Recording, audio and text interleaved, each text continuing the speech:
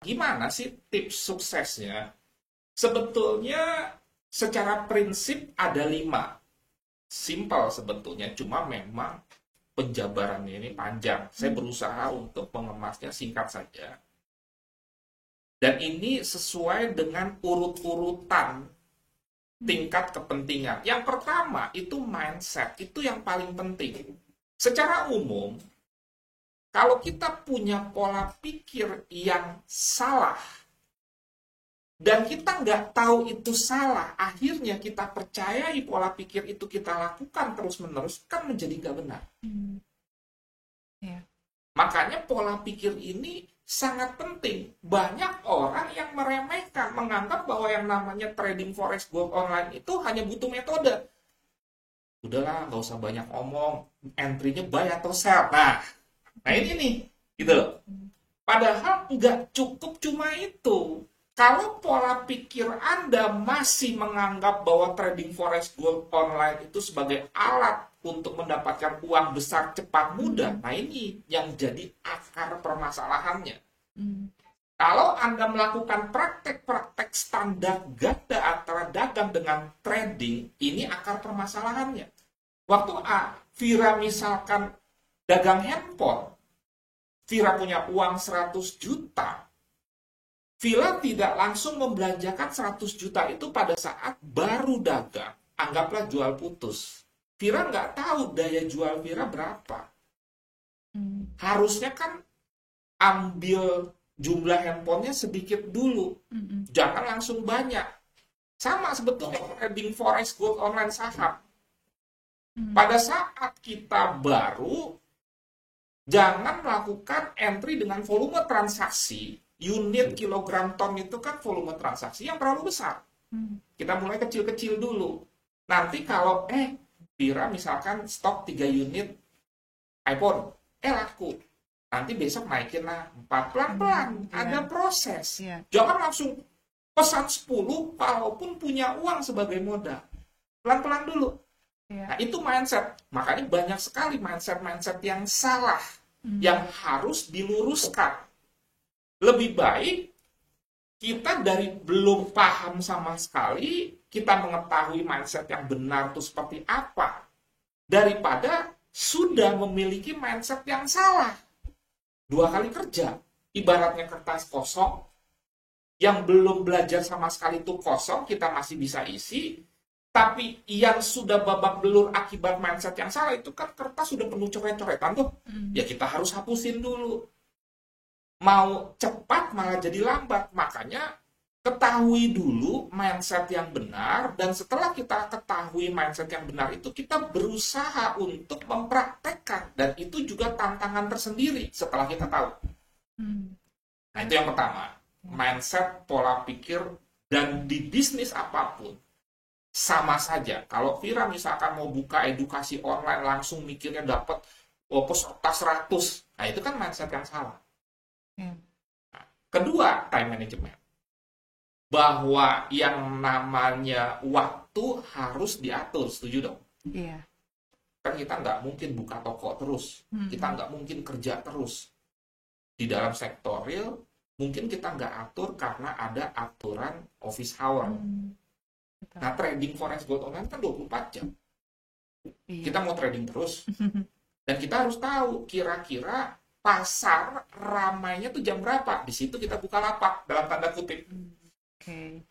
Jadi sebenarnya sama ya, sama kayak sektor real juga. Sama. Cuma mungkin di sektor real kita tidak terlalu aware dengan waktu itu karena diatur oleh sistem. Iya. Di trading forex gold online 24 jam Anda bebas trading jam berapapun, tetapi sebuah kebebasan kalau dimaknai dengan salah, akhirnya kan tradingnya jadi tidak teratur. Kadang jam 10 pagi, kadang jam 12 pagi, siang, kadang jam 4 sore. Nah sekarang kalau Anda misalkan buka training, atau buka toko handphone tadi, atau misalkan dagang cabai di pasar, kadang buka jam 8, kadang buka jam 10. Bisa sukses gak kira-kira?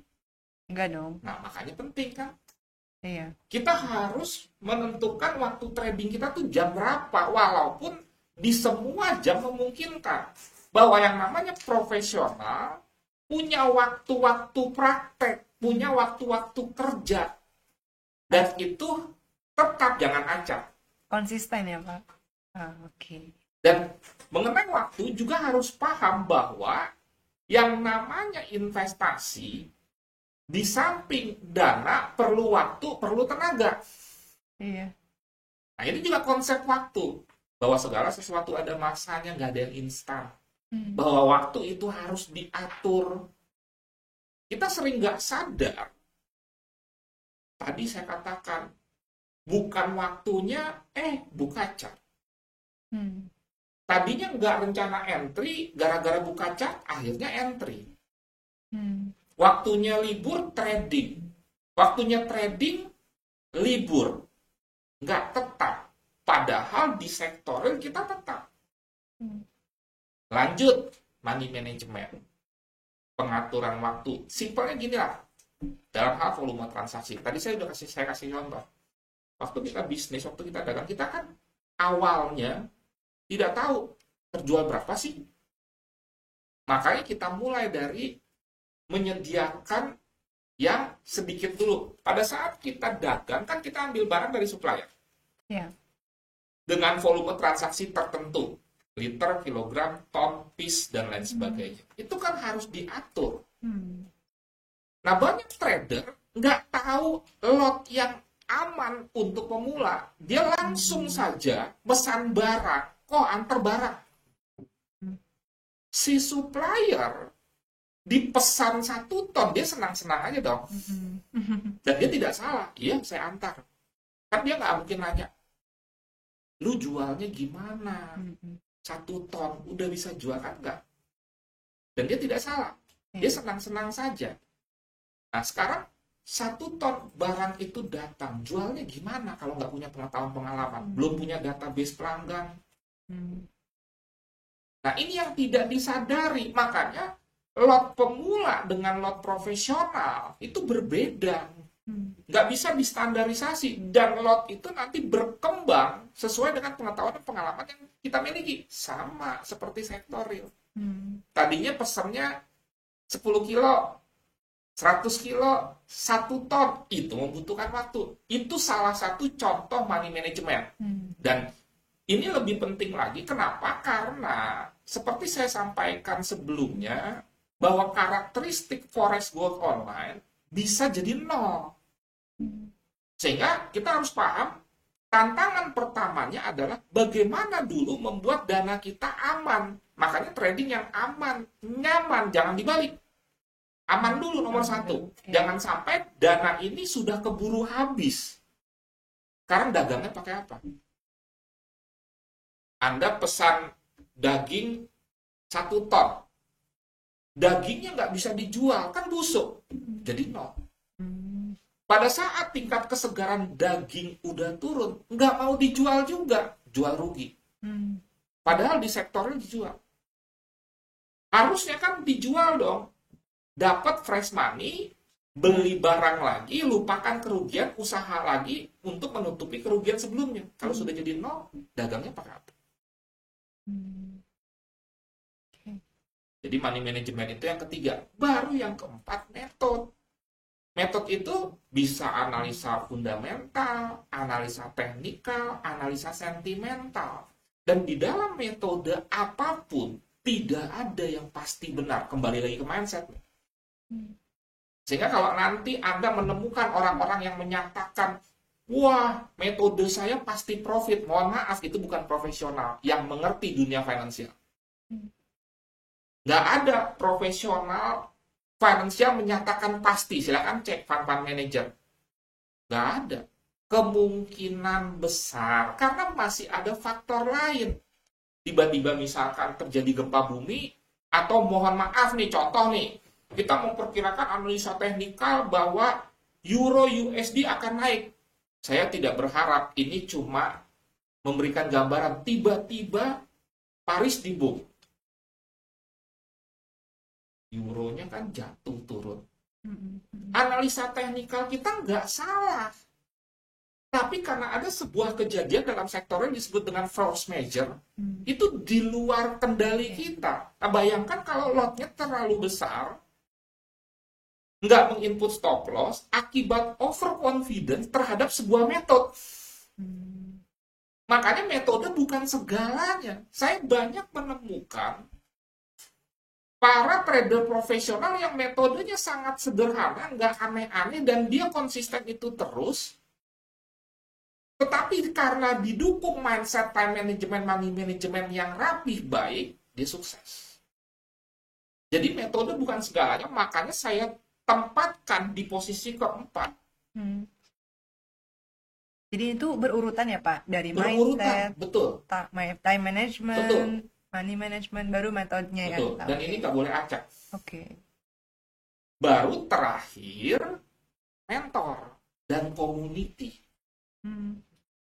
Kalau Anda bisa belajar berlatih sendiri, nggak perlu pelatih atau mentor atau coach, apapun itu istilahnya. Tetapi misalkan Anda merasa, kayaknya kemajuan yang saya alami tidak signifikan, atau saya kalau nggak ada mentor jadi nggak disiplin, rencananya hari ini mau belajar, karena nggak ada mentornya, maka saya tidak tepati. Atau nggak ada yang menilai saya dari luar. Kadang-kadang orang ya, kan butuh penilaian dari orang lain. Ada istilah blank spot umpamanya.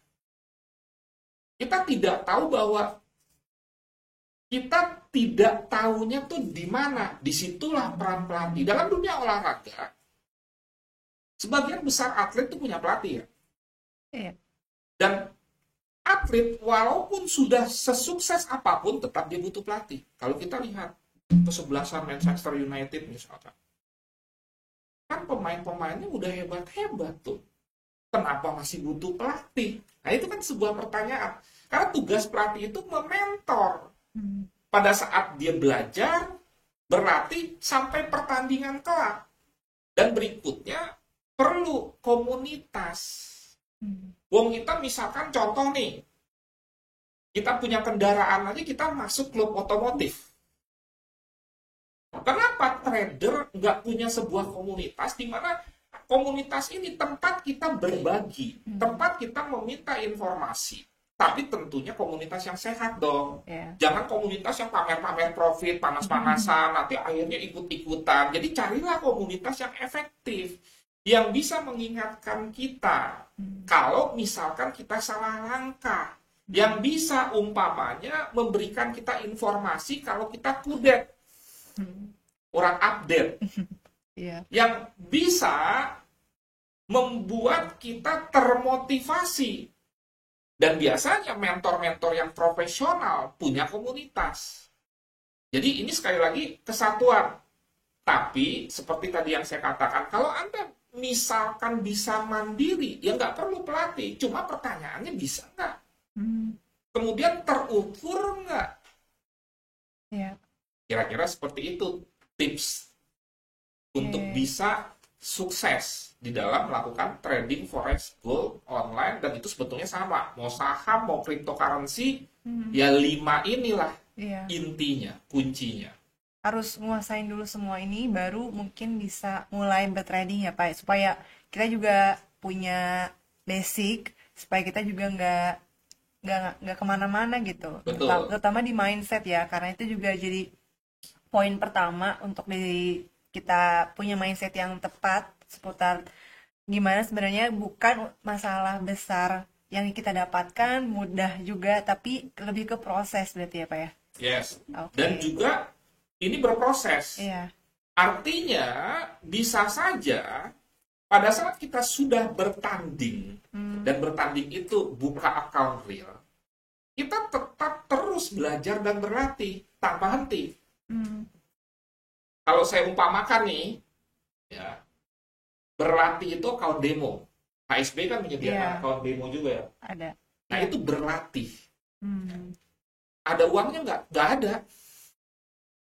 Buat latihan. Namanya juga latihan. Dapat duitnya kan di pertandingan.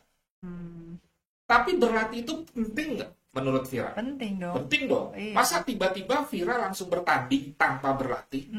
Kalau di olahraga tinju, babak belur. Ntar kalau babak belur, tinjunya disalahkan. Makanya latihan itu penting supaya kita mengalami walaupun tidak benar-benar sama. Kira-kira tuh nanti gimana sih? Tanpa ada tekanan yang berlebihan. Sebab kalau kita bertanding secara langsung tanpa punya pengetahuan dan pengalaman, maka berbahaya. Itulah fungsi latihan. Dan di dalam latihan itu, kan kita nggak cuma belajar metode. Vira misalkan belajar bulu tangkis, kan nggak forehand, smash, backhand, fisiknya digenjot nggak? Digenjot. Fisik itu money management, fisik itu endurance. Money management ini yang mempertahankan account kita margin call atau tidak untuk selanjutnya tumbuh dan berkembang. Pada saat Vira berlatih bulu tangkis, Vira kan harus disiplin secara waktu. Bangun pagi jam 7. Push up, sit up, fisik. Terus tidur, istirahat cukup. Perlu pengaturan waktu, perlu disiplin, mindset. Apa Vira berpikir, ya saya cuma push up 10 kali juara dunia, auto juara dunia gitu, atau auto profit. Nggak bisa. Nggak bisa. Jadi balik lagi metode jalan, Vira perlu pelatih, dan itu semua proses. Kemudian pelatihlah nanti yang menyatakan, oke Vira, kamu siap bertanding. Setelah Vira bertanding, apakah Vira berhenti belajar dan berlatih? Enggak. Tidak. Mengenai bahkan atlet profesional pun setelah dia bertanding, dia berlatih kembali. Jadi belajar dan berlatihnya terus-menerus. Untuk mengasah ya. Dan itu bukan cuma metode. Karena kita manusia, kadang-kadang saya pun waktu di depan chart, walaupun misalkan saya sudah 16 tahun trading, keinginan untuk hajar lot dalam tanda kutip mendapatkan uang besar cepat mudah itu ada. Itu yang terus kita belajar, berlatih untuk bisa menguasai diri. Iya, kalau hajar lot profit. Kalau loss, babak belur.